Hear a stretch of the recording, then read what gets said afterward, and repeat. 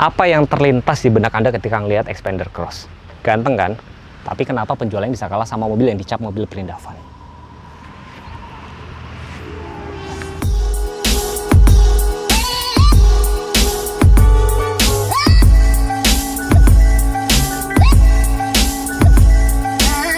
Beda harga sekitar 42 juta, Xpander Cross ini dijual sekitar 353 dan XL7 ini dijual sekitar 311 juta. Secara looks memang bisa subjektif, saya lebih condong ke sini, nanti dibilang subjektif banget. Tapi ternyata penjualannya di bulan September ini urutan nomor 3 besar. Nggak bisa dipandang sebelah mata ya, ini urutan nomor 5. Mungkin yang bikin orang agak mikir-mikir pertama mungkin dari segi harga sih.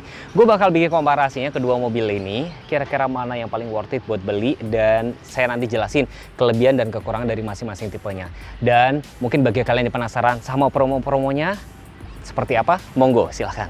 Halo Bapak Ibu, salam kenal. Aku Ningsih, sales konsultan dari Suzuki Pusat Pulau Gadung yang beralamat di Jalan Raya Bekasi KM19 yang patokannya ada di Terminal Pulau Gadung. Selain showroom, kami juga menyediakan servis, spare part, dan body repair. Nah, bagi Bapak Ibu yang mau klaim asuransi dan garansi, bisa ya, save aja kontak aku biar nanti aku bookingkan. Atau Bapak Ibu yang lagi cari kendaraan baru, ini adalah waktu yang tepat. Karena apa? Karena Suzuki Pusat Pulau Gadung ini lagi banyak banget promonya. Mobil yang kita review ini adalah Suzuki XL7 LSUV terlarisnya punya Suzuki.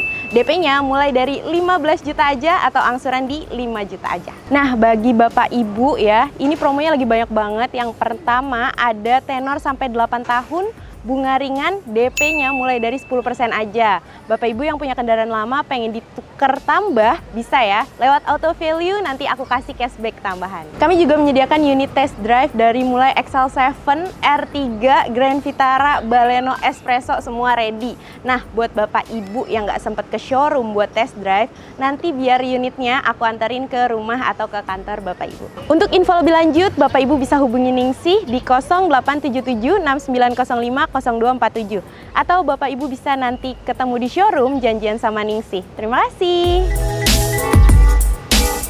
Halo Bapak Ibu, perkenalkan saya Devi dari sales konsultan Mitsubishi Cakung yang beralamat di Jalan Raya Bekasi kilometer 26. Lebih tepatnya di patokan perumahan Mitra Menteng. Selain showroom, kami juga menyediakan servis dan spare part. Jadi untuk Bapak dan Ibu yang sudah mempunyai kendaraan Mitsubishi bisa hubungi Devi untuk melakukan booking servis. Atau untuk Bapak atau Ibu yang sedang mencari kendaraan Mitsubishi-nya yang terbaru. Nah, ini adalah waktu yang tepat di akhir tahun. Kenapa? Karena sekarang lagi banyak program promo dan diskon besar yang pastinya unit mumpung masih ready. Mobil yang kita review ini adalah New Xpander Cross. Jadi Bapak Ibu bisa dapetin New Xpander Cross ini dengan DP cuma 5 juta dan angsuran 7 jutaan selama 5 tahun. Ada juga promo bunga 0%, mulai dari 1 tahun sampai 2 tahun. Ada juga promo bunga balon payment, yang Bapak Ibu cuman cukup bayar 1 kali, lalu bayar lagi nanti 1 tahun kemudian, dan DP mulai dari 5 jutaan saja. Dan untuk Bapak yang mau trade-in, bisa banget Devi kasih harga terbaik untuk trade-in-nya, semua tipe. Kami juga menyediakan test drive New Xpander Cross, Xpander, Pajero, X-Force. Jadi untuk Bapak atau Ibu yang nggak sempat datang ke showroom Devi, bisa Devi antar ke rumah atau kantor Bapak atau Ibu. Info lebih lanjut, Bapak atau Ibu bisa hubungi Devi di nomor 081 80 58 55 786 atau Bapak bisa datang langsung ke showroom Devi di Mitsubishi Cakung untuk ketemu sama Devi.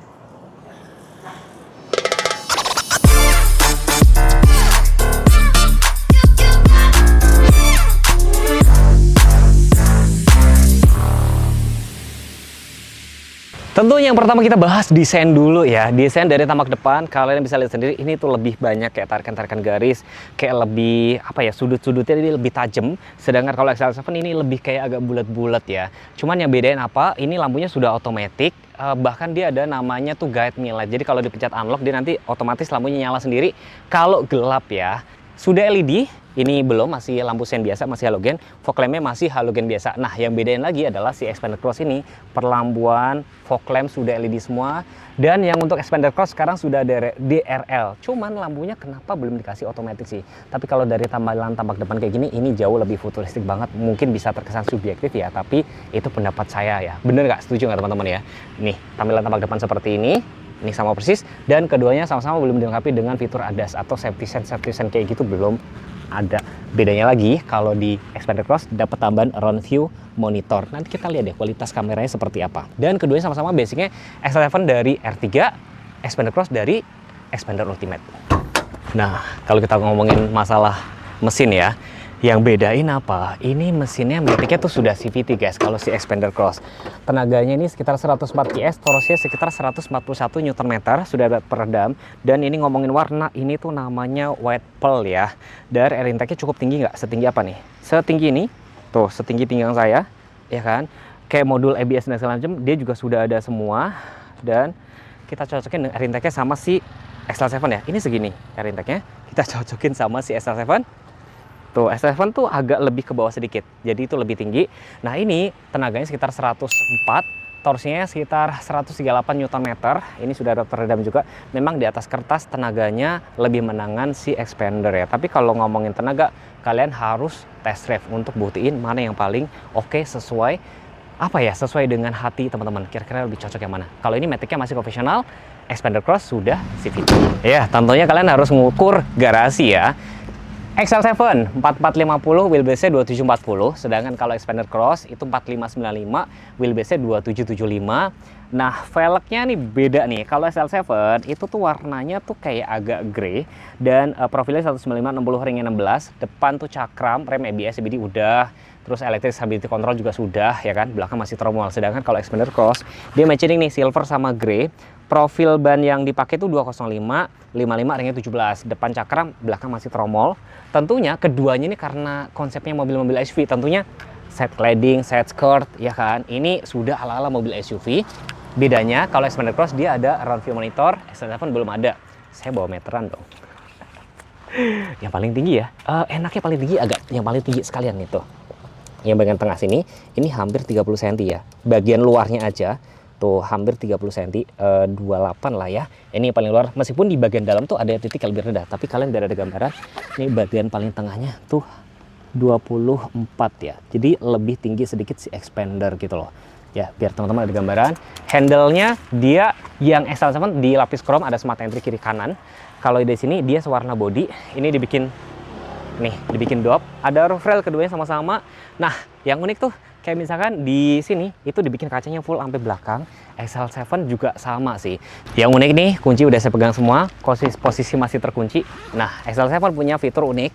Pada saat ini dibuka sekali, tuh, keempat termasuk bagasi masih terkunci. Sedangkan kalau Xpander Cross, begitu dibuka, semuanya ikut ngebuka. Nah, tuh, itu mungkin jadi hal unik, tapi ada beberapa yang menganggap ini ribet. Nah, kalau look dari samping sini, teman-teman bisa nilai sendiri lebih cocok yang mana, tapi ini lebih tinggi sih. Tangki keduanya letaknya ada sebelah kiri, tangki BBM, dan itu muat sekitar 45 liter ya, kalau saya baca-baca ya. Dan tampilan tampak belakang, saya nggak bisa bohong, ini lebih menarik, tuh bisa subjektif ya. Lampunya tuh sudah LED, T-shape kan, ada emblem Xpander Cross. Ini polos ya, polos ya. Defogger, antena shark fin. Ini bukan spoiler sih guys. Kalau XL7 dia ada helmet stop lamp, kamera mundur ya kan. Ini sensor juga dan si underguard. Ban serepnya sayangnya dia belum sama dengan keempat ban lainnya. Dan pada saat dibuka bagasi, teman-teman juga harus lihat. Ini joknya kan udah kulit ya. Itu bisa dilipat ke depan kayak gini. Tuh. Dan di sini juga ada tempat penyimpanan tertutup. Ada 3. Saya sudah bawa koper loh teman-teman. Koper saya ukuran sekitar tingginya tuh 80 cm. Nih tingginya 80 cm. Nih lebarnya sekitar 50 cm. Teman-teman lihat sendiri seberapa. Cuma di sini yang bagian sebelah sini ada gundukan ya. Saya coba ukurnya dari sebelah sini aja ya teman-teman ya. Ini sekitar hampir 58 cm ya. Masih 58 cm. Kelihatan? Oke. Dan di bagian sebelah sini itu dibikin mentok full. Ini masih ada sekitar hampir 40 cm. Dan tentunya sebelah sini masih ada ruang nih teman-teman. Dan di sebelah kirinya masih ada sekitar 66 cm. Jadi biar teman-teman ada gambaran. Ada power outlet, dan yang bedain ini sama XL7 apa? Kalau XL7 ada fitur unik lagi, pada saat bagasi dibuka, keempat pintu lainnya masih terkunci. Kalau ini nggak ada fitur kayak gitu. Begitu dibuka bagasi, semuanya ikut ke buka ya. Sedangkan XL7 lebarnya 1775, tingginya 1710. Nah, yang beda di sini ada roof spoiler, Heckman lamp ada sama-sama, defogger. Nah, kameranya ada dua karena dia ada smart mirror atau dashcam. Ada emblem XL7 Alpha. Ini sudah LED. Terus ban serepnya dia sama dengan keempat ban lainnya ya. Ada plusnya ya. Parking sensor ada, dan pada saat dibuka bagasi, teman-teman harus lihat juga ya, mirip-mirip ya. Ini bisa dilipat rata juga, cuma bedanya joknya ini masih semi kulit, dan di sini juga ada tempat penyimpanan tertutup juga tuh, ya kan. Kalau ini bedanya nggak ada separatornya, dan ini bisa dibalik kayak gini tuh. Saya harus menceritakan jadi biar masing-masing punya nilai plus minus gitu loh. Sedangkan kalau expander tadi kan nggak bisa dibalik kayak gitu. Dan kopernya tentu sudah saya bawa juga nih teman-teman ya. Ukuran yang sama kira-kira. Tuh. Ini sekitar hampir 56 cm ya. 56 cm. Oke, di sebelah sini. Ini hampir 40 cm. Oke.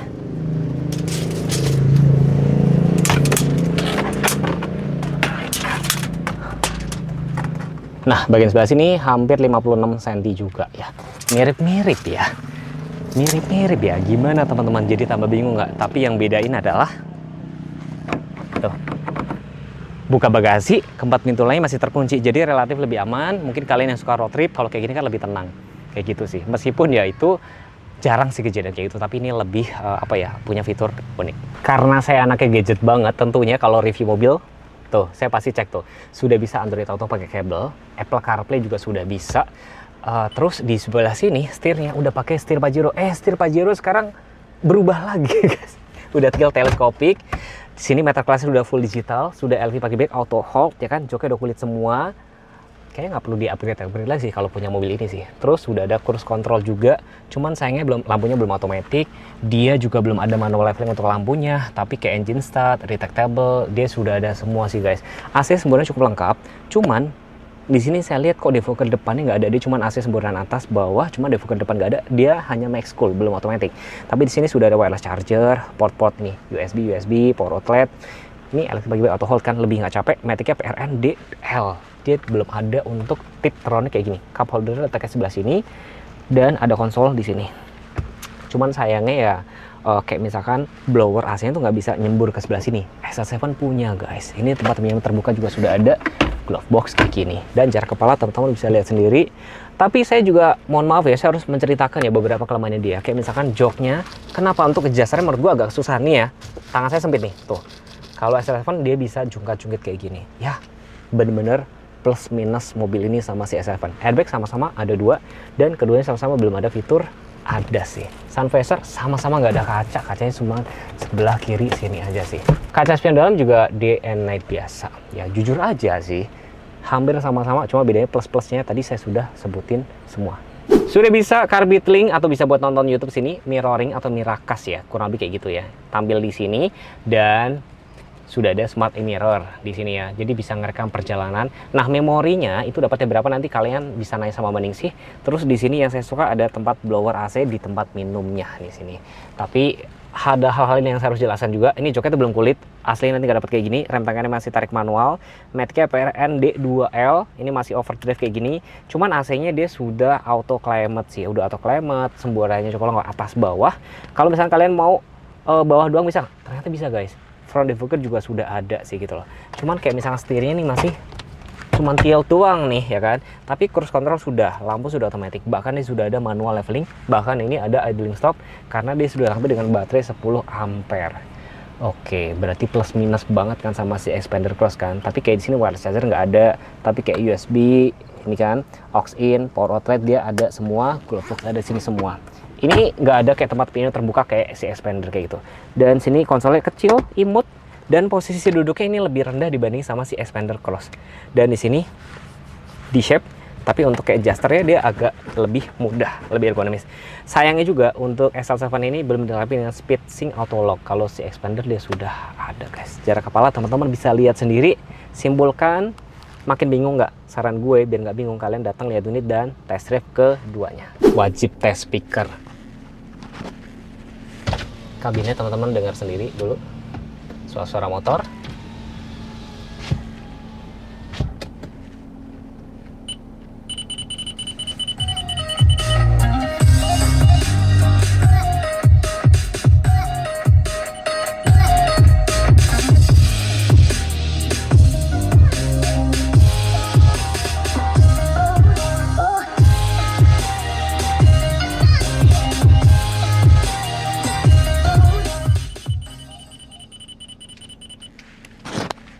Oke sih, cuman di sini nggak ada fitur mute. Kalau kayak di mobilku kan ada mode dipencet itu langsung mute, ini nggak ada. Mungkin nanti kalian yang beli mobil ini bisa nanya sama Mbak Devi. Tapi bener kalau kalian beli mobil ini kalian nggak perlu apa-apain lagi. Jok, door trim, dashboard semuanya sudah rapi semua.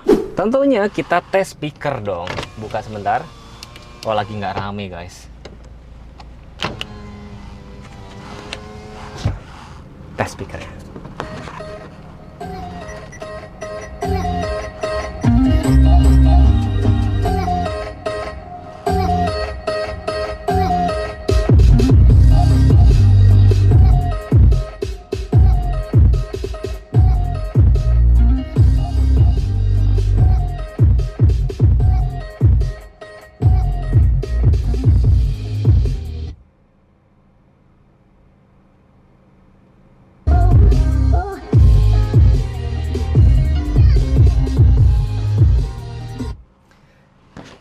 Yang unik gini, pada saat di sini kita pengen ngomong ini bisa di mute, sedangkan tadi expander nggak ada. Kalau ini ada ya fitur-fitur sepele seperti ini sih teman-teman. Tapi menurut gue ya teman-teman, ini mengingatkan kita bahwa kalau kalian punya mobil tuh wajib banget ya punya kayak dashcam kayak gini. Nah di SL7 sudah dikasih ekstra seperti ini, dan dengan harga selisih 42 jutaan ya wajar banget. Tapi kalau speaker menurut gue bagusan expander ya Dit ya, bagusan jauh sih. Ya ada harga ada rupa lah ya. Bukan pintunya 108 cm kurang lebih, dan di sini tetap ada celok ya. Saya harus kasih tahu teman-teman, kalau dipencet ke dalam itu nggak bisa dibuka dari dalam buat safety. Ini benar-benar sudah door trimnya tuh sudah soft touch semua. Joknya tuh warnanya mungkin relatif sih, tapi ya saya suka-suka aja sih. Jadi perpaduan warna hitam terus warna navy. Di sini ada armrest nih ya kan. Headrestnya cuma ada 2, tentunya sudah ada Solfix, blower AC ada juga, seatbelt pocket 1, 2, 3, ini juga ada 3, ini ada port USB dan Type C dengan wheelbase 2775, ini dibikin paling, ini udah posisi menyetiri saya, ini masih ada sekitar, tuh, satu ruas jari, satu jengkal masih ada sekitar 4 ruas jari, jarak kepala teman-teman bisa lihat sendiri ya, tuh, bodornya bisa di recline nggak, kita lihat, ini paling rebah ya. Paling rebah teman-teman bisa lihat sendiri, ada hand grip kiri dan kanan, lampu di sini masih halogen biasa, dan masuk ke baris ketiga mudah nggak ya? Kita langsung tes. Beda kalau sama si SL7 itu kan digeserkan, ini dilipat ke depan, teman-teman harus lihat juga. Nah tuh lipat ke depan kayak gini, ini udah paling rebah. Jarak kepala masih ada sekitar 5 ruas jari, mirip-mirip lah ya. Ada tempat cup holder kiri dan kanan, ini ada port USB, ada safety belt kiri dan kanan, ada 2. Cuman yang beda adalah di sini joknya sudah full kulit semua sih guys. Kalau Suzuki SL7 kan dia itu ya, fabric dan kulit. Bukan pintunya ini hampir 113 ya, hampir 113, cukup gede. Di sini juga ada celok. Kalau digeser ke sini dia nggak bisa dibuka dari dalam ya. Dan dengan wheelbase 2740 teman-teman bisa lihat sendiri lebih lega apa enggak, teman-teman yang bisa lihat ya. Kok saya berasa lebih lega ya, Dit? Dit lebih lega ini ya? Kayaknya iya. Kayaknya lebih lega ya, lebih lega. Di sini tidak ada port Type C USB, ini hanya power outlet aja. Aslinya nanti kalian nggak dapat kayak gini ya. Blower AC juga ada, hand grip kiri kanan. Ini jarak kepalanya cukup segini, dan di sini juga ada armrest. Asli ya, kenapa sih mobil harus dikasih sarung jok kayak gini? Aslinya itu nggak ada. Biarpun fabric nggak apa-apa. Kalau fabric itu enak, nggak nyerap keringet gitu loh. Dan tentunya sudah ada Solfix, jarak kepala teman-teman bisa lihat sendiri. Dan untuk masuk baris ketiga agak unik ya, kalau untuk di SL7 itu sistemnya dorong kayak gini. Alasannya apa ya? Mungkin biar tidak mau mengorbankan joknya, atau memang alasannya lebih mudah. Memang lebih mudah sih. Dulu gue pikir tuh lebih ribet ya.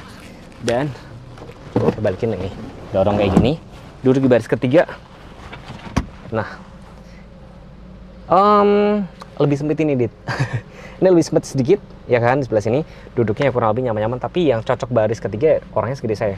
Cup holder kiri dan kanan, power outlet letaknya sebelah sini, safety belt ada. Ini kalau pada saat dibikin rebah kayak gini kurang lebih sama dengan si Expander sih. Tapi saya berasa ternyata di baris keduanya lebih lega dibanding sama si Expander Cross. Kalau misalkan pengen tanya-tanya Expander atau seputar Mitsubishi sama Mbak Devi, kalau Suzuki sama Mbak Ningsih, kontak person nanti saya taruh di layar deskripsi, kalau nggak pin komen. Nah, ini baru dirilis. Jadi dia pada saat dari P pindah ke D, dia belum auto rilis. Posisi duduknya ini cukup cenderung agak lebih tinggi ya dibandingin sama si SL7 tentunya. Konsolnya berguna ternyata kepake. Oke, posisi tidurnya cukup stiff pada saat dilewatin, pada saat berbelok. Oke, agak ngebut sedikit ya guys. Ini posisi duduknya memang agak dibikin rebah. Ada polisi tidur lagi. Oke, cukup responsif ya buat sandaran. Headrestnya cukup pas.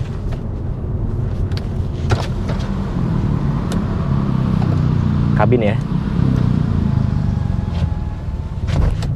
kabinnya cukup kedap. Dan ini responsif ternyata. Lebih responsif dibandingin Rasku guys. Ada speed trap. Kita muter bundaran sini guys. Nah, saya mau coba radius putarnya, letaknya sebelah sini buat muter-muter. Sebelah sini sebentar ya guys.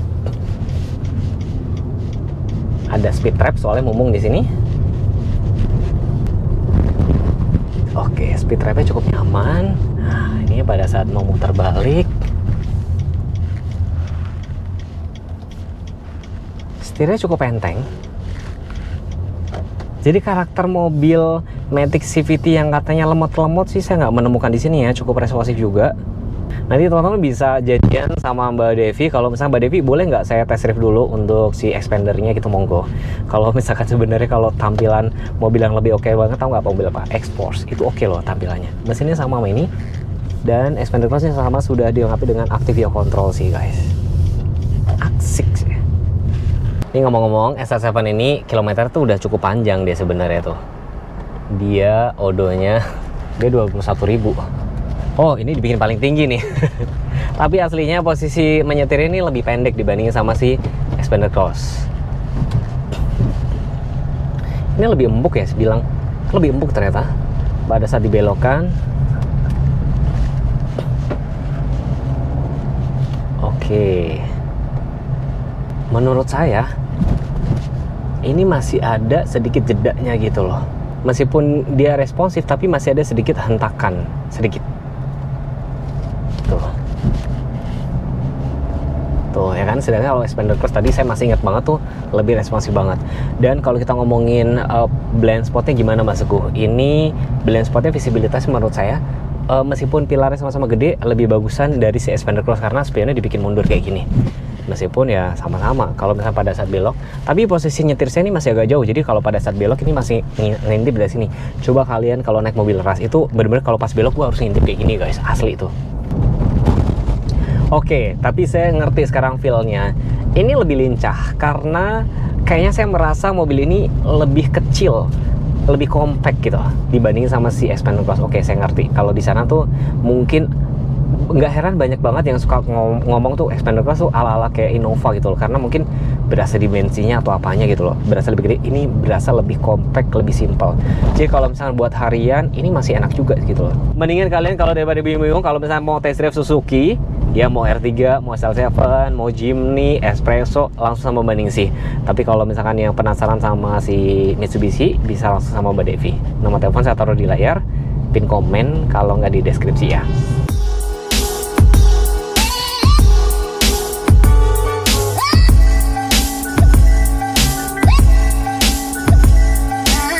Nah, teman-teman, ini sudah ada marketingnya masing-masing. Silakan. Dengan Devi Mitsubishi di Indo Cakung. Aku Ningsih dari Suzuki Pusat Pulau Gadung. Oke, kita satu-satu. Mbak Ningsih, kasih alasan kenapa harus pilih SL7 dibanding sama Expander Cross. Yang pertama dari desain dia udah LSUV ya, jadi lebih ganteng. Dan untuk fitur-fitur dia udah esensial. Kan Mas Teguh udah pernah bawa sendiri kan ke Purwokerto, gimana Mas? Kalau Iya sih, ke Purwakarta sih nggak Purwokerto sih. Oh iya Purwokerto, sorry salah salah mention. Iya, dan fitur-fiturnya juga udah lengkap banget ya. Yang pertama ada dashcam, terus abis itu dia juga udah hybrid juga kan. Nah Bapak Ibu kalau misalnya mau test drive bisa langsung ke showroom sama Ningsi. Hubungin aja Ningsi di 087769050247. Terima kasih. Oke, Mbak Devi, kasih alasan kenapa harus pilih Xpander Cross? Soalnya lebih mahal nih, Mbak. Iya, jadi ada harga, ada rupawan ya Mas ya. Selain desainnya gagah dan ganteng, Mas juga udah bisa dapetin interiornya itu head unitnya 8 in, jadi dia sudah Android dan sudah Apple Car. Terus juga sudah dilapisi dengan jok kulit juga dan pengeremannya sudah otomatis. Dan kayaknya kalau Mas beli Xpander Cross udah nggak ada lagi yang harus dibenerin ya, karena emang udah lengkap banget gitu dari desain terus juga interior dan lainnya gitu. Jadi untuk bapak atau ibu yang mau beli Xpander Cross DP-nya mulai dari 5 jutaan aja. Beneran bisa ya? Ya bisa. Kalau Mbak Ningsi berapa? 15 juta aja nggak apa-apa. Oke, agak unik ya. Ini lebih mahal tapi DP bisa 5 juta ya. Jadi kurang lebih gini teman-teman ya. Kalau si Xpander Cross ini memang harganya sekitar 350. 353 150.000. Oke, kalau XL7? 311 juta aja. Jadi bedanya sekitar 42 juta sih guys memang, tapi punya kelebihan kekurangan masing-masing. Sebenarnya kalau ini cocok buat siapa sih? Cocok orang yang hanya butuh fitur esensial. Rem tangannya aja masih crack ya. Betul. Nah, kalau ini sudah elektrik, jok kulit, Android Auto, Apple CarPlay gitu ya.